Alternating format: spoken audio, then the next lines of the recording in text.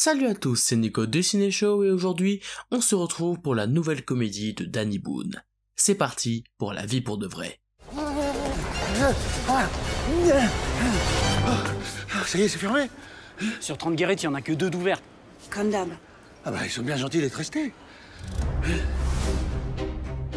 La vie pour de vrai, la nouvelle comédie de Danny Boone mettant en scène Danny Boone lui-même, mais aussi Kad Merad et Charlotte Gainsbourg. Trident a passé sa vie au Club Med à changer d'amis tous les 8 jours. À 50 ans, il démissionne du club de vacances mexicain où il est né, bien décidé à retrouver 42 ans plus tard son grand amour d'enfance Violette. Alors cette nouvelle comédie de Danny Boone, c'était pas forcément un film que j'attendais. En soi, je suis quelqu'un qui apprécie le travail de Danny Boone, que ce soit en tant qu'acteur ou même en tant que réalisateur. Il y a certains films de sa part que j'ai vraiment pas mal aimés, notamment bien sûr Bienvenue chez les Ch'tis, mais aussi Red Dingue ou Superchondria, qui sont des comédies que j'ai pris plaisir à regarder. Mais c'est vrai que toutes ces comédies ne sont pas exceptionnelles, notamment La Ch'ti de famille que je n'avais pas énormément aimé, et il y avait aussi 8 rues de l'humanité que je n'ai pas regardé, mais apparemment c'était vraiment pas bien, je ne sais pas, je ne l'ai pas vu. Et de manière générale, je ne trouve pas qu'il ait déjà fait un film vraiment excellent, donc c'est pour ça que je n'attends pas forcément chaque nouveau film de sa part, même si ça reste un acteur entre guillemets important de la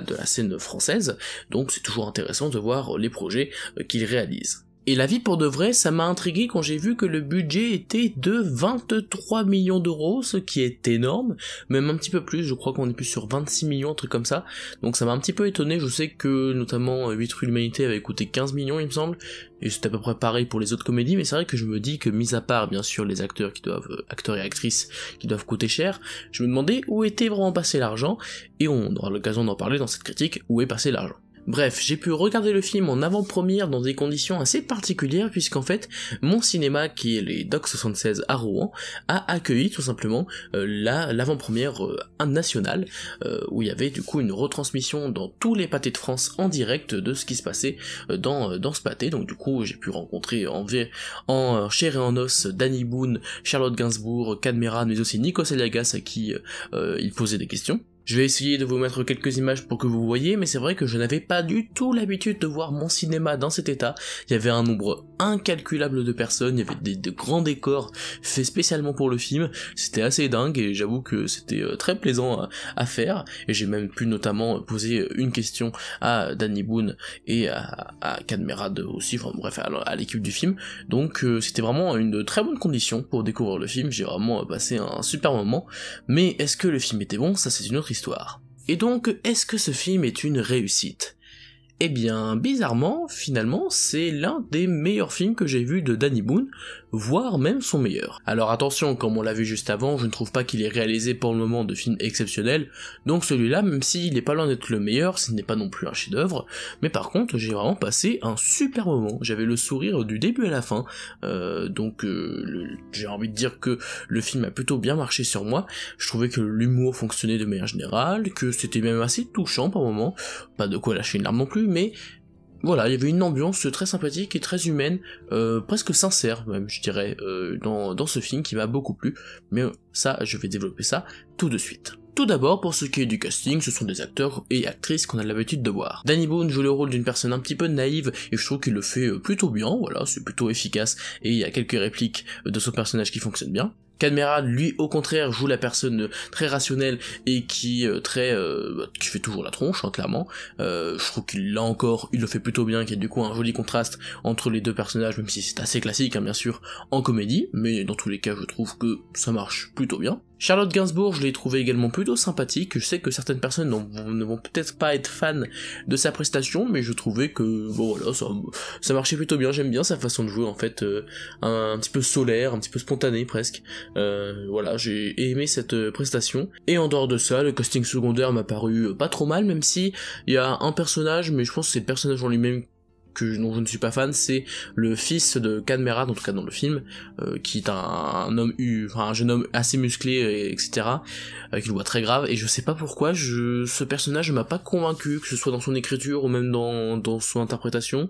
mais je pense pas que c'est la faute de l'acteur, hein, je pense que c'est juste l'écriture, je sais pas, là c'est l'un des trucs où je suis assez perplexe et je me demande de quel était l'intérêt, parce que ce personnage ne sert pas vraiment, en tout cas il aurait pu être amené avec un petit peu plus de subtilité, je dirais. Donc dans l'ensemble, mis à part une ou deux performances, le casting est plutôt bon. Pour ce qui est de la mise en scène, elle va rester assez classique, de toute façon Danny Boone, c'est souvent assez classique la manière dont il a de filmer certaines choses, même si voilà, ça reste relativement efficace, soit en termes de montage,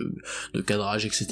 Il y a rien d'extraordinaire, mais il le fait de façon tout à fait efficace, et même quelques petits passages, notamment le générique que j'ai bien aimé, avec un style un peu rétro que je trouvais plutôt sympathique, et il y a notamment une scène dont je parlerai peut-être un petit peu plus tard, qui est assez surprenante, et qui m'a un petit peu étonné, je me suis dit, bah c'était vraiment pas si mal filmé en plus, donc voilà, c'est pas extraordinaire là encore, mais ça fait le boulot, c'est l'essentiel. Pour ce qui est de la bande originale, je l'ai trouvé tout à fait sympathique. Là encore, le générique, c'est une vieille chanson qui est utilisée et que j'ai trouvé plutôt qui accompagnait bien le générique, mais il y a aussi le thème principal qui, on me semble, on l'entend vite fait dans la bande-annonce, et je trouve que ce thème est plutôt joli, pas extraordinaire là encore, mais ça accompagne bien le film, et ça rajoute un petit côté touchant à certaines scènes. Pour ce qui est de l'histoire, je l'ai trouvé vraiment très sympa. Il y a un côté assez touchant dans la façon dont le personnage de Danny Boone va explorer le monde réel entre guillemets, vu qu'il a grandi toute sa vie dans le Club Med. J'ai trouvé que ça a marché plutôt bien, qu'il le jouait bien surtout, qu'il y avait plusieurs situations où il jouait justement de cette naïveté, notamment tout un parallèle avec le bus durant certaines scènes du film qui m'a beaucoup fait rire. Je trouvais que ça marchait très bien, ces scènes-là, mais il y a plein d'autres passages vraiment très cool où on va jouer sur cette naïveté, et le scénario en lui-même reste assez classique, je veux dire, il n'y a pas de grosses surprises, clairement, mis à part peut-être un ou deux petits trucs, mais vraiment, dans l'ensemble, vous savez à peu près comment le film va se finir, mais ça reste plutôt bien construit, peut-être un poil longué, du film dure 1h50, je pense qu'on aurait pu aller dans les 1h30, 1h40 sans trop de problème, mais franchement, ça allait encore, j'ai quand même passé un plutôt bon moment, j'ai été diverti. Et pour ce qui est de l'humour, c'est là-dessus où j'avais le plus peur, parce que les bandes annonces étaient quand même pas très rassurant, parce que les quelques passages d'humour qu'ils nous montraient, en tout cas pour un teaser en particulier avec Charlotte Gainsbourg et Cadmerade, eh bien c'était pas très très drôle, enfin je trouvais pas ça très marrant quoi. Après je me suis dit à voir dans le contexte du film bien sûr, et heureusement dans le film ça passe mieux clairement, même ces scènes là je trouvais qu'elles passaient un petit peu mieux, et de manière générale je trouve que le film ne en fait pas des caisses en fait avec l'humour, il sait rester simple dans l'humour, ce qui fait que pas mal de scènes, bien aidé encore une fois par le côté un peu naïf du personnage de Danny Boone, plein de scènes sont plutôt marrantes, mais sans en faire des caisses, il n'y a pas besoin d'en faire trop, et du coup l'humour fonctionnait relativement bien. En tout cas mieux que dans La Petite Famille, qui pour moi était un peu plus superficiel, et ça marchait pas trop à mon goût, donc je dirais que là pour le coup il y a un juste équilibre, entre l'humour un petit peu burlesque par moment, et l'humour plus simple, plus humain, qui fonctionne la majorité du temps. Donc en soi, vous l'aurez compris, le film est tout à fait sympathique, et j'ai passé un bon moment. Mais ceci dit, je m'interroge sur le fait que le film a coûté 23 ou 26 millions, je sais pas exactement, et je sais pas trop où est passé le budget, parce que, mis à part bien sûr les acteurs et actrices qui doivent coûter, et une scène qui m'a assez surpris, qui me semble n'est pas dans la bande-annonce, en tout cas dans les bandes-annonces, une scène de poursuite en voiture, c'est pas vraiment une poursuite, mais dans tous les cas il y a toute une scène en voiture qui a dû demander pas mal de moyens. D'ailleurs c'était ma question que j'avais posée à Danny Boone, c'était est-ce qu'ils avaient vraiment tourné à Paris, ou est-ce qu'ils avaient utilisé des studios pour tourner cette scène, et effectivement ils avaient bouclé apparemment l'avenue Foch à Paris pendant 3 jours, donc quand même ça a dû coûter pas mal, notamment toute cette partie-là. Donc mis à part cette scène, je vous dis, ça a dû coûter quand même un minimum. Le reste, il y a quelques décors un petit peu sympas de Paris, certains musées, ils tournent sur la scène, mais sinon je vois pas vraiment où est parti le budget. J'avoue que j'ai un peu d'interrogation là-dessus, je me demande si... Ouais, c'est assez spécial parce que quand même on se rapproche presque d'un budget d'un Trois Mousquetaires, où là on voit quand même clairement plus pour moi le pognon.